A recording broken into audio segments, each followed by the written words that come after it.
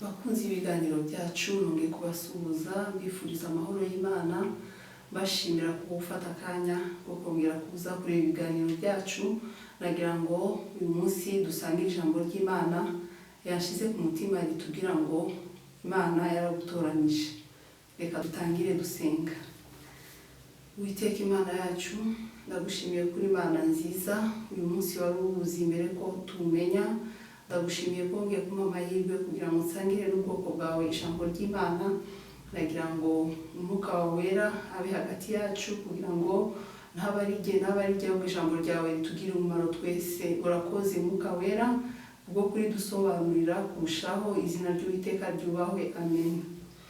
Nagira ngo rero tutangire gusoma Bibiliya zacu nkuko dukunze kubabwira umuyoboro no gusangira ijambo ry'Imana. Ikintu nyamukuru ibyo tuzakora byose, ibiganiro, ijambo ry'Imana byose bizaba bigamije kugira ngo ubwoko bw'Imana babashe kugaburirwa, buhabwe umugisha, kugira ngo tubashe gukura mu mwuka.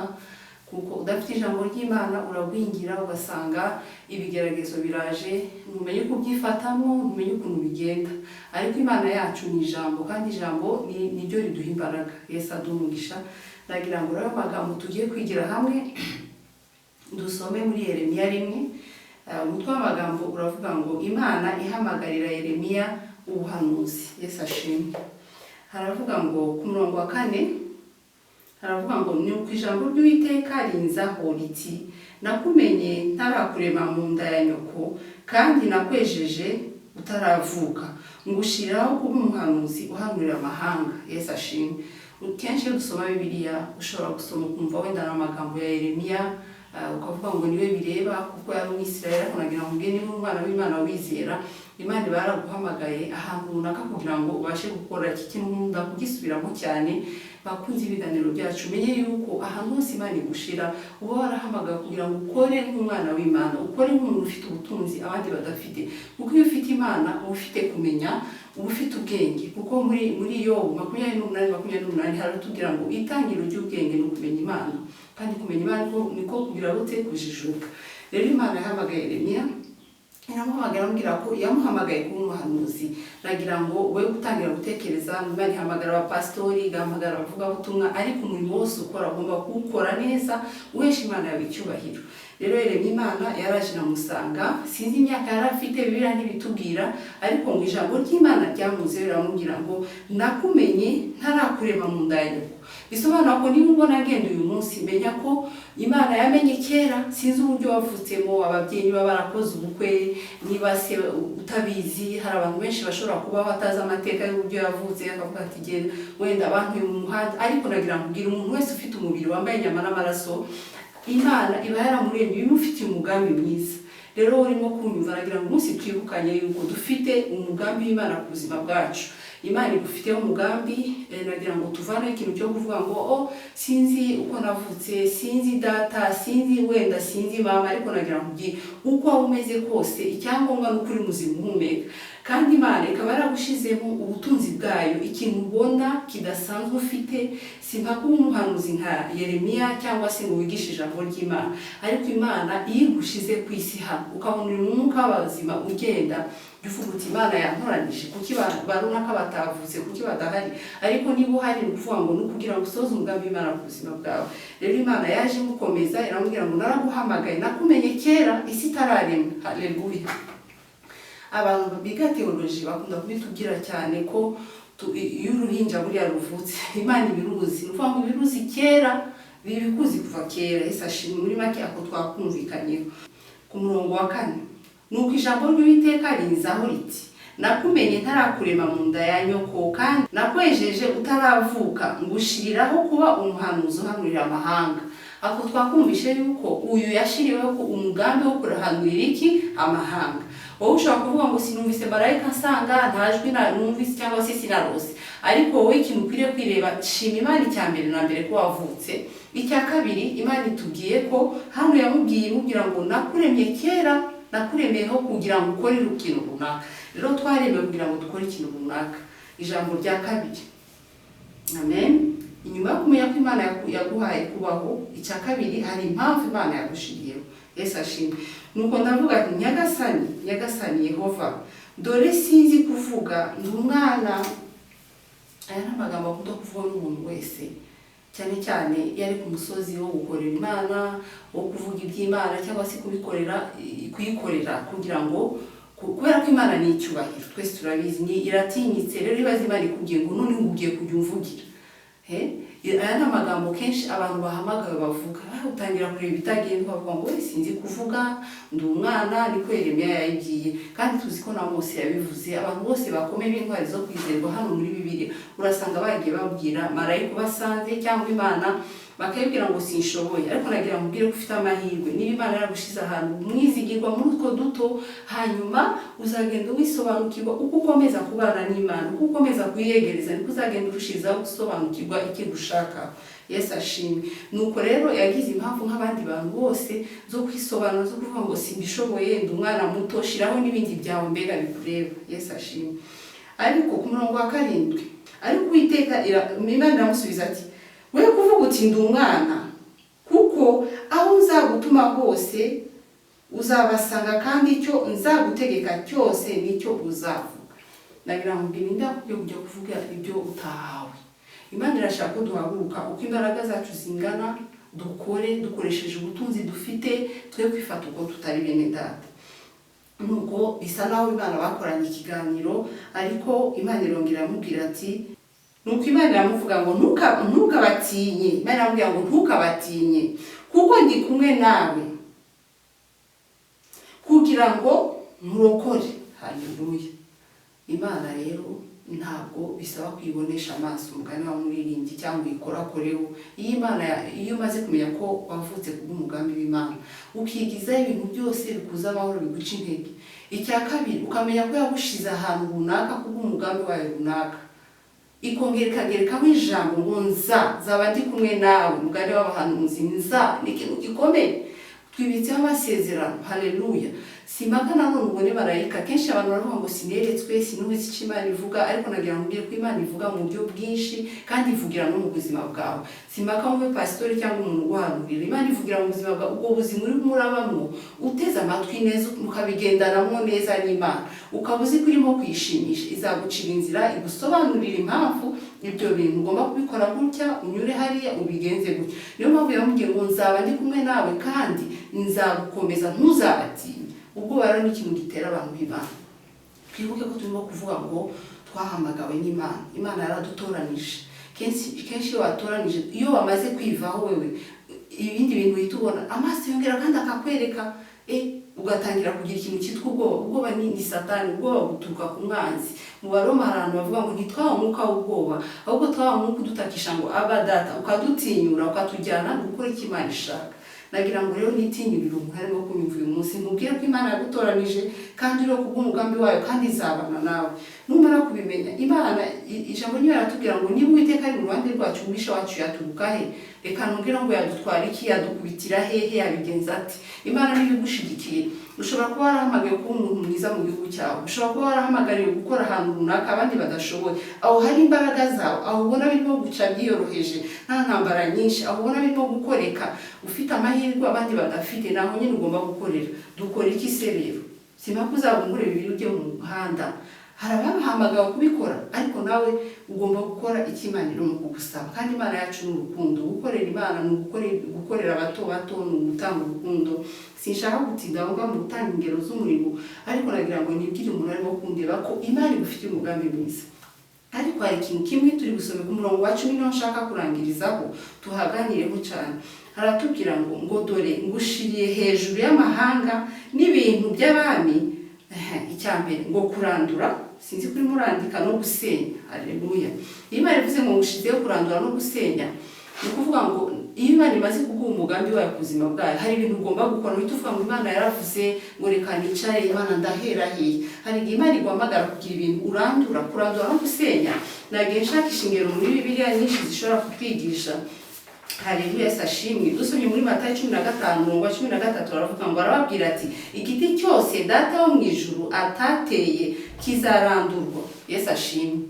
Hari ibintu ubona bidakwiriye aho hantu uri, hari ibintu ubona biriho bisa n'ibije kwangiza umugambi w'Imana ku bantu, kugira umutima w'Imana.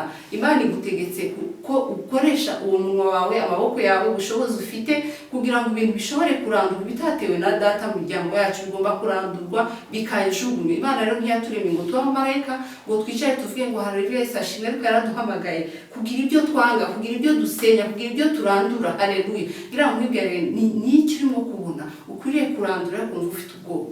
Imana kwivuze ngo ntutinye, nzaba ndi kumwe nawe. Ugomba kwiga kurandura. Yesu ashimye. Haleluya. Umubwiriza gatatu aravuga ngo buri kintu cyose n'umwanya wacu n'igihe cyacu. Ushobora kugira umwanya wo kurandura ukagira ibyijugunyo. Ibyo barandura kenshi aba ari ibintu bibi, kimwe no gusenya. Yesu ashimye. Ngo nagushiriyeho kurandura no gusenya. Imana yacu ntabwo yivuguruza, Imana yacu irubaka, ariko hari igihe dusaba kugira ibyo dusenya. Ibyo dusenya rero turabisenya. Yesu arababwira muri Matayo 21:21 aravuga ngo ndababwira ukuri yuko mufite ukwizera mudashidikanya. Haleluya. Mutakora nk'iby'imitini gusa, ahubwo mwabwira uyu musozi muti shinguka utabwe mu nyanja, ngo byabaho. Yesu ashimwe. Hari ibintu ugomba gushingura, hari ibintu ugomba gushingura ukajugunya, hari ibintu ugomba gusenya ukabitegeka kugira ngo bikurweho. Yesu ashimwe. Haleluya. Mu Bakoroni ba kabiri igice cya 10:4 aravuga ngo kuko intwaro z'intambara yacu atari iz'abantu, ahubwo imbere y'Imana zigira imbaraga zo gusenya ibihome no kubikubita hasi. Twahamagaye kugira ibyo dukubita hasi. 5 hakunda cyane, nkunda no kubasengeramo cyane. Aravuga ngo dukubita hasi impaka n'ikintu cyose kishize hejuru kurwanya kumenya Imana. Cyo ni cyambere. Ntabwo dupfa kugenda ngo dusenye ikintu cyose, ahubwo ikintu cyose ubonesheje amaso yawe ukagira amahirwe kukibona, uhamagara kubwisenya no kubikubita hasi. Ikintu cyose, mbega turi abantu basenya. Umugani w'abavuga gutumwa bamwe ngo tumeze nk'ibisasu. Duhamagara rero kugira gukubita hasi ikintu cyose gihagurukiye kugira gute kurwanya Imana. Ngira ngo mwibarize niki ubona kirimo kirwanya Imana. Imana yacu ni amahoro, Imana yacu ni urukundo. Icyo kintu ubona kirimo gihagurukira kurwanya Imana mu gihugu cyawe, kirimo gushaka kurwanya Imana mu muryango wawe cyangwa se mu rugo rwawe, wemerewe kukirandura no kugisenya, ngo tugikubita hasi, niko Pawulo yavuze. Haleluya. Ngo ikintu cyose gishaka kwishira hejuru dukwiriye rero kugikubita, tukagikubita hasi. 5 dukubita hasi impaka n'ikintu cyose kishira hejuru kurwanya kumenya Imana. Cyo ni cyambere. Dufata mpiri ibitekerezwa mu mitima byose ngo tubigomorere Kristo. Waruzi ko ikintu cyose kiza gusenya, ikintu cyose kiza kugira nabi gihera mu bitekerezo. Niyo mpamvu ku 5 hano Pawulo atubwiye ngo ibitekerezwa byose buri gihe ibyo ubanza utekereza uti muri iyi minsi ndimo gutekereza ibiki jewe mbere yo kujya abandi, kuko biratworohera cyane kureba abantu ibyo badukoreye bitagenda neza. Ego n'ibyaha ibyo tuzagirwa umuntu ubuntu bwo kubona, icyo gihe tuzabifata tubisenye. Ariko mbere yuko ubanza gusenya ibyo ureba hanze, ibyo ubanza ufate ibitekerezwa byawe, kuko ibiri mu muntu ntabyo wamenya.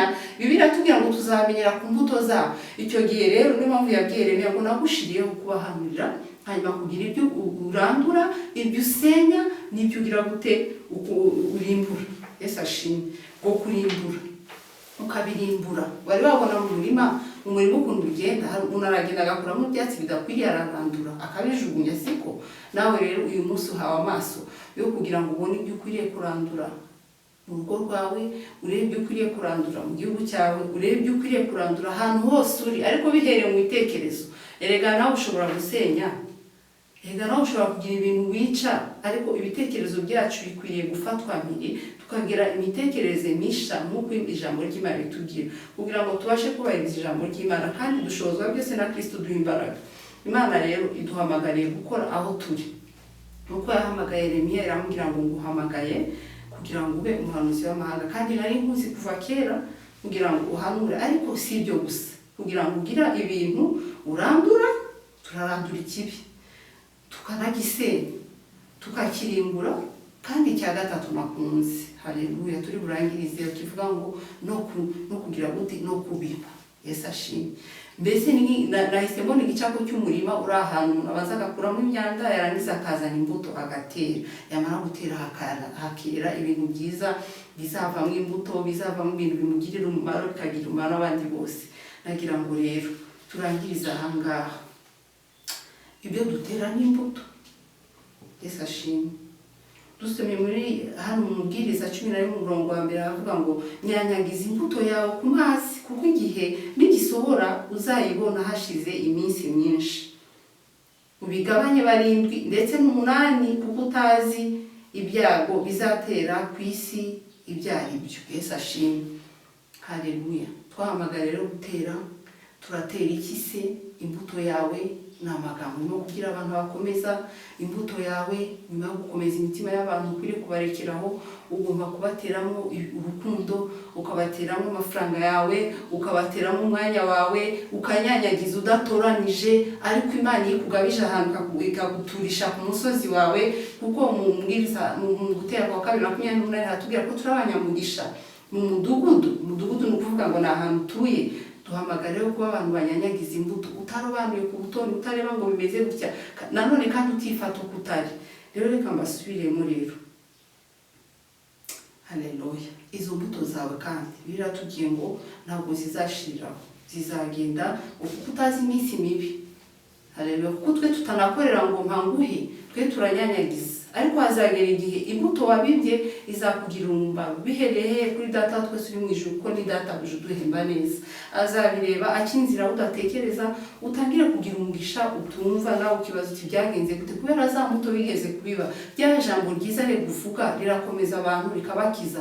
Ya mafaranga utanga, umwanya wawe ufata gusobanurira abantu ibyiza ahantu ukora, ukaba umuntu wera imbuto, ni ngombwa bikugireho ingaruka. Ikintu cyose umuntu akora kimugiraho ingaruka nziza cyangwa mbi. Yesu ashimwe. Dusomye muri Yesaya 40:1 aravuga ngo nimuhumurize abantu banjye, mubahumurize. Yesu ashimwe.